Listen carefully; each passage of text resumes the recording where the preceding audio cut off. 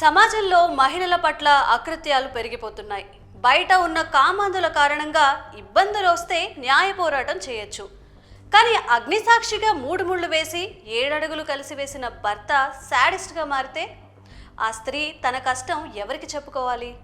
సభ్య సమాజం తలదించుకునే ఇలాంటి ఘటన తాజాగా జరిగింది. తన స్నేహితులు భార్యపై 3 ఏళ్లుగా అత్యాచారానికి పాల్పడుతున్న కిక్కురు మనకుండా పడి ఉన్నాడు ఆ భర్త. అంతేకాదు లైవ్ లో ఆ రాక్షస క్రీడను చూపిస్తూ ఉంటే ఫుల్ గా ఎంజాయ్ చేస్తున్నాడు. ఈ ఘోరానికి సంబంధించిన వివరాలను ఇప్పుడు పూర్తిగా తెలుసుకుందాం. ఉత్తరప్రదేశ్ బులంద్షహర్ కు చెందిన 35 ఏళ్ల మహిళ 2010లో ఓ వ్యక్తిని పెళ్లి చేసుకుంది. వీరి అన్యోన్య దాంపత్యానికి ప్రతీకగా 2 అబ్బాయిలు 2 అమ్మాయిలు కూడా పుట్టారు. అయితే భార్య పిల్లల సంరక్షణార్థం భర్త సౌదీకి వలస వెళ్ళాడు. అక్కడే ఆటోమొబైల్ మెకానిక్ గా పనిచేస్తూ జీవిస్తున్నాడు. ఇంటికి డబ్బులు పంపిస్తూ ఏడాదికి 1-2 సార్లు వచ్చి భార్య పిల్లల్ని చూసుకొని వెళ్తున్నాడు. అయితే 3 ఏళ్ల క్రితం ఓసారి ఇంటికి వచ్చిన భర్త తన 2 స్నేహితులతో మద్యం తాగొచ్చి ఇంటికి చేరాడు.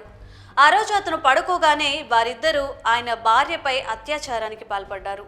ఉదయం లేచిన వెంటనే ఆమె భర్తకు ఈ విషయం చెప్పింది. కానీ అతను మాత్రం చడి చప్పుడు చేయలేదు. ఈ విషయం మర్చిపోమంటూ భార్యకు వివరించాడు. ఆపై ఆయన మళ్ళీ సౌదీ వెళ్ళిపోయాడు. కానీ అతడి స్నేహితులు మాత్రం ఇంటికి రావడం ఆపలేదు. తరచుగా ఇంటికి వస్తూ ఆమెపై అత్యాచారానికి పాల్పడేవాళ్ళు. రాక్షస క్రీడ జరుపుతుండగా వీడియో కాల్ చేసి మరీ ఆమె భర్తకు చూపించేవారు. అది చూసి స్నేహితులను వద్దని వారించాల్సింది పోయి కళ్ళారా చూస్తూ ఎంజాయ్ చేశాడు ఆ భర్త.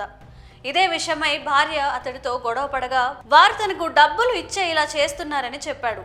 అంతేకాకుండా వాళ్ళు చెప్పినట్టు వినకపోతే విడాకులు ఇస్తానని బెదిరించేవాడు. దీంతో మహిళ చాలా భయపడిపోయింది. 4 పిల్లలను తానొక్కతే పోషించలేనని భర్త చెప్పినట్లుగా వినడం ప్రారంభించింది. 3 ఏళ్లుగా వారు నరకం చూపిస్తుంటే నోరు మెదపకుండా ఉండిపోయింది. అయితే ఇటీవలే భర్త ఇంటికి వచ్చాడు. ఇదే విషయమై ఇద్దరి మధ్య గొడవ చెలరేగింది. దీంతో ఇన్నాళ్లు నోరు మూసుకున్న భార్య జరిగిందంతా ఆమె కుటుంబ సభ్యులకు చెప్పింది.